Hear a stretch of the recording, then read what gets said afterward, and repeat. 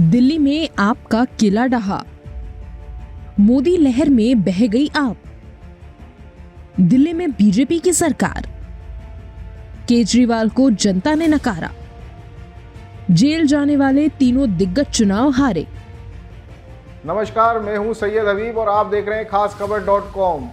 जहां से आम आदमी पार्टी की सियासी उड़ान शुरू हुई, जहां से उसने लगातार 2 बार ऐतिहासिक जीत दर्ज की, वहीं इस बार नज़ारा पूरी तरह बदल गया है। आपका किला भर भरा कर ढह चुका है। सबसे बड़ा झटका पार्टी के मुखिया अरविंद केजरीवाल और पूर्व डिप्टी सीएम मनीष सिसोदिया को लगा, जो चुनाव हार गए हैं। शराब नीति घोटाले में जेल जा चुके इन दोनों नेताओं को जनता ने बुरी तरह से नकार दिया है। मोदी लहर में पहली बार बीजेपी ने दिल्ली की सत्ता पर कब्जा कर लिया है। सबसे बड़ी जीत पूर्व मुख्यमंत्री साहिब सिंह वर्मा के पुत्र प्रवेश वर्मा की रही। अब सवाल उठता है, दिल्ली की सत्ता का ताज किसे मिलेगा? आइए देखते हैं पूरी रिपोर्ट। दिल्ली, जो कभी आम आदमी पार्टी की मजबूत पकड़ में थी, अब पूरी तरह बदल चुकी है। चुनावी नतीजे दिखा रहे हैं कि मोदी युग में पहली बार बीजेपी को दिल्ली की सत्ता मिली है। 2015 में 67 और 2020 में 62 सीटें जीतने वाली आप इस बार बुरी तरह हार गई।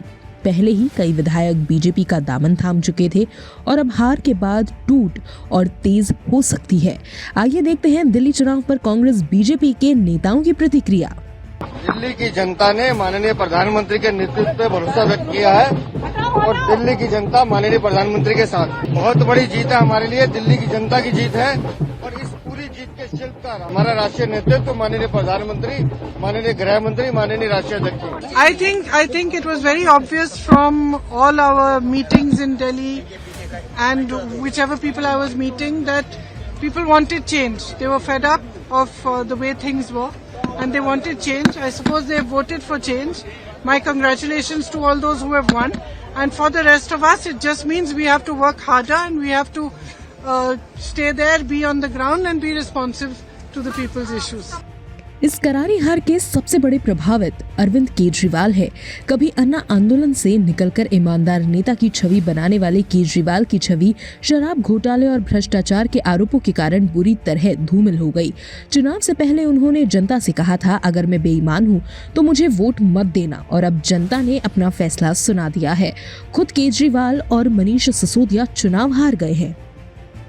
जंगपुरा विधानसभा का चुनाव हम सब कार्यकर्ताओं ने मिलकर बहुत मेहनत से लड़ा।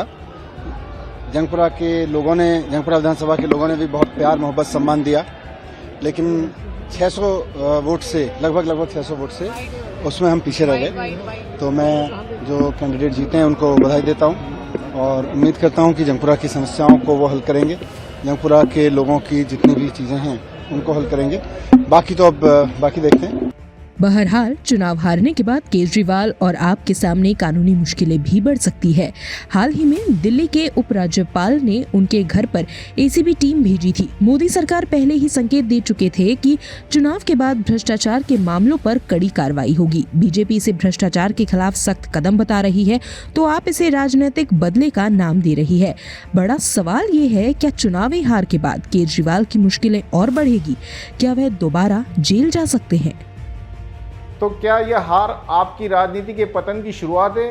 क्या अरविंद केजरीवाल की राजनीतिक पकड़ ढीली पड़ चुकी है? और सबसे अहम सवाल, सत्ता के बिना क्या आम आदमी पार्टी अपनी पकड़ बचा पाएगी? आने वाले दिनों में देखना दिलचस्प होगा, आप इस हार से उभरती है या फिर उसकी राजनीति का आखिरी पड़ाव साबित होता है।